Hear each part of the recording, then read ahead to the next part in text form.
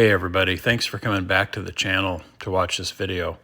Today we're going to show you how to convert one of these blue barrels, commonly used for storing soy sauce or rice wine, sake, whatever, into an emergency water storage barrel.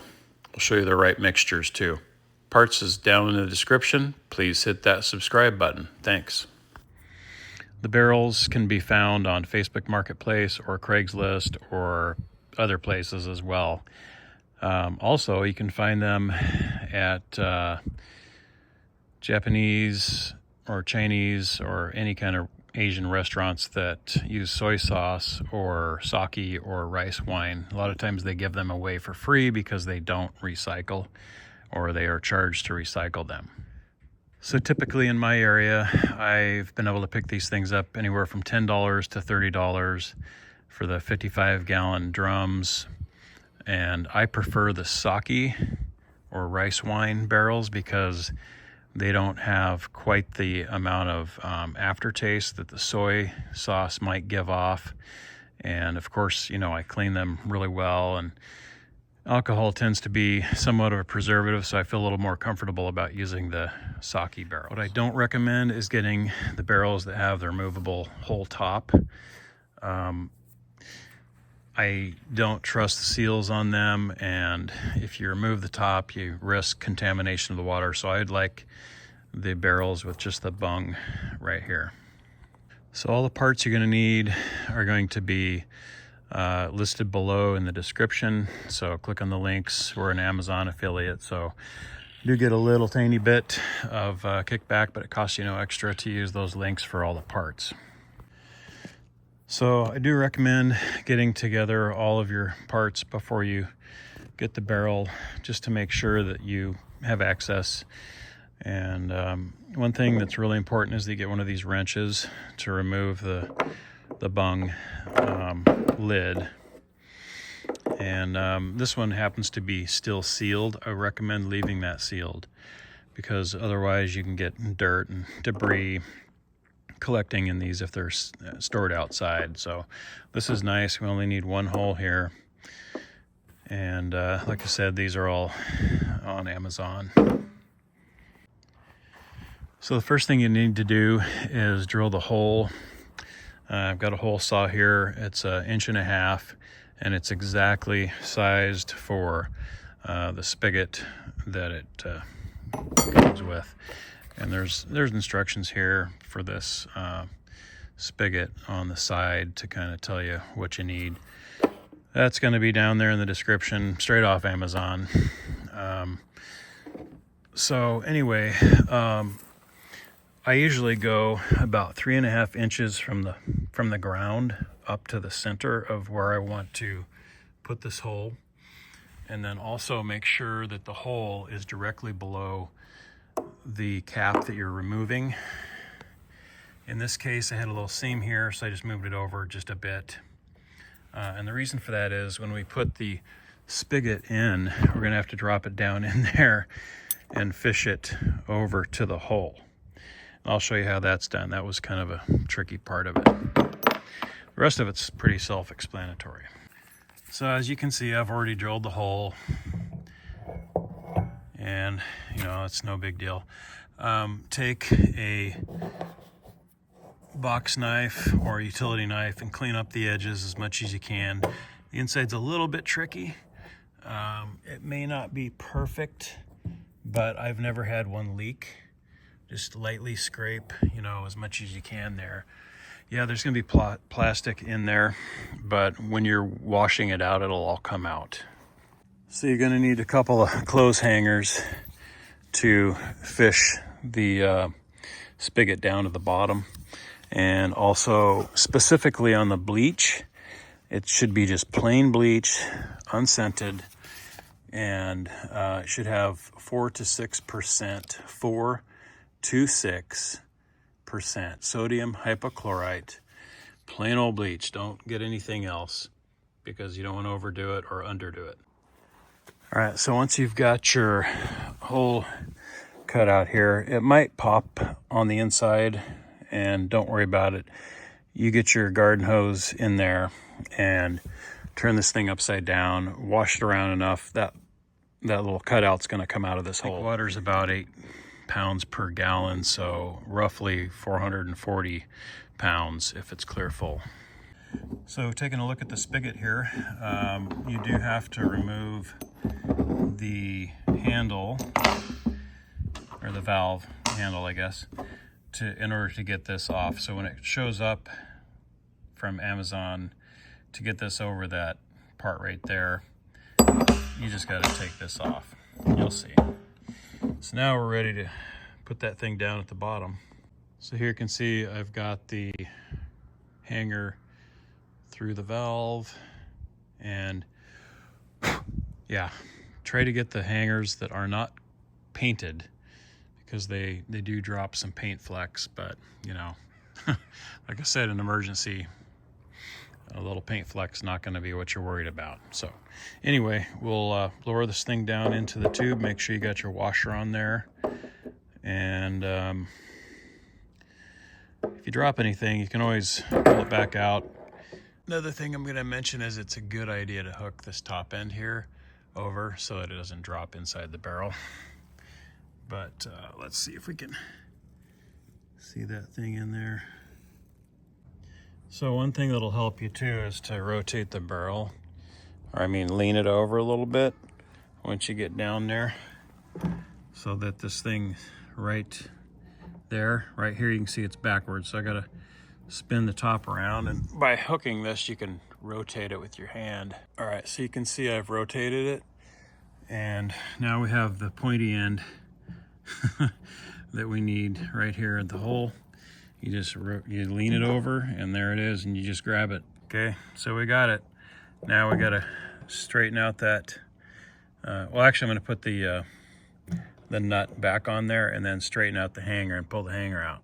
So I got the nut there, I'm just gonna tighten it down. One more thing, just make sure that you got the washer flush against the back of the spigot and also up against the barrel inside. So the pliers didn't work too well. They don't go wide enough. Neither did these guys. But this is a good tool to have in your arsenal, just a 10-inch plumbing wrench. They're pretty useful for tightening stuff up. Straighten out your hanger. All that paint. Definitely gonna have to rinse this thing when I get done. I know I didn't use the white hangers on the last one.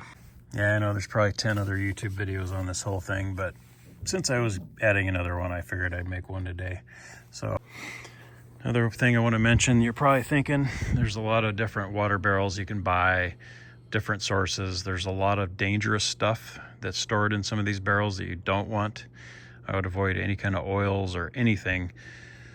Stick with either, you know, water specific barrels that you can buy on Amazon or wherever. They're way more expensive, but I like the Saki barrels I've been using for years, and after a few flushes, it doesn't even matter. You're gonna have the bleach in there. It's gonna be perfectly fine. All right, put your valve handle back on. So I flush mine every year and refill them with clean water and bleach. And I use a rag and some alcohol and clean the top off, and then write the date on the top and how much bleach I used. So since that hanger had a bunch of paint on it, I'm gonna go ahead and back flush this thing through the spigot and then out the hole for a few minutes, but I won't video that to bore you. Okay, so before you fill it up, obviously you're gonna have to consider placement. Number one, it should not be in direct sunlight. Back here, we're facing due north, and the house is blocking these things except for maybe 30 minutes in the evenings. We got a big old tall fence here, so they're shaded almost 23 and a half hours out of the day. So it's a good placement. Inside, indoors, in a climate controlled area would be best, because if we ever had any kind of a radiation event, then your water is safer inside than it is outside. but this is what I got for storage space. So those are things to think about. Also, when these things are full, you're not going to move them. They will not be movable unless you're on a concrete floor with a specific hand truck that can handle 400 or 500 pounds. You can see the orientation here that I've got on these guys. So you've got room. They're elevated so you can fill up a container if you had to. Kind of opposite of each other here. And I already marked this one. It should have been marked over here, but I didn't think about the placement back here. But got the date. That's actually February 8th, 25, 3.5 tablespoons of bleach. And we're pretty much ready to fill. Actually, forgot one other thing that I like to do to these barrels. If you don't have them covered up, these are actually leaf bags off of Amazon. I prefer to have them covered up with these leaf bags. It keeps all the dirt and grime. You can see kind of some leaves here that gather at the top of these barrels. But so package of these are pretty cheap on Amazon. Put the link in the bottom description for you. But anyway, what I do for drainage, so I like to put some holes right in this little groove here in this gutter to let the water drain out. You can see that these come with some drains, but actually there's 2. But you want a lot more than that so that the water drains out and it doesn't back up and fill us and potentially contaminate your water.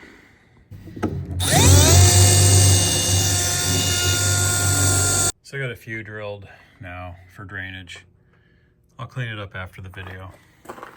So I already know that this capful here is the equivalent of a tablespoon. So I'm going to put 3.5 capfuls in here and then add the water. So something that's important when you're filling this thing up is you want to get as much air out of there. So very little headspace of oxygen. Air breeds bacteria in warm conditions, so cool and as little air as possible. Bleach is going to pretty much take care of everything, but that's the rule. All right, so you can see I got this thing really full. So just give it a little shake. You push on it a little bit. Get some of that air out of there. There we go. That's good enough. Just put the lid back on, make sure it's clean. And use your wrench. Don't strip this thing, whatever you do. Still have the other side you could use, but just be careful. They don't have to be cranked down to where you're destroying the plastic.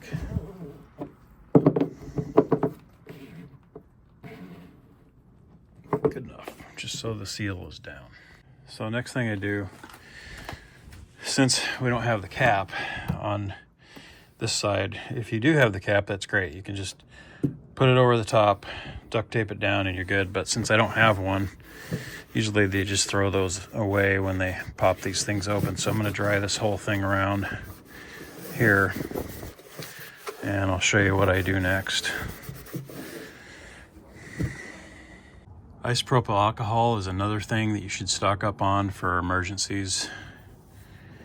Comes in handy for a ton of stuff. But anyway, put some of this on the rag, and I'm just going to clean any residue. It'll also displace any water that's on the surface here so that the tape that I'm going to use can stick better. And I'll show you what I'm going to do with that. Gorilla Tape, another prepper's best friend. So I'm just creating my own cap here. Just overlay it there like this. And then I'm going to put one more strip down the middle so that the water goes off the side. All right, so we're done and good to go. Just going to put this next green cover here over the top. And a year from now, I'll come down and drain everything out and refill them with the same amount of bleach and whatnot. Okay, so I don't know if it's useful for you. Give it a thumbs up if it was. Subscribe if you want to. Links down in the description for everything you need here. And thanks for watching.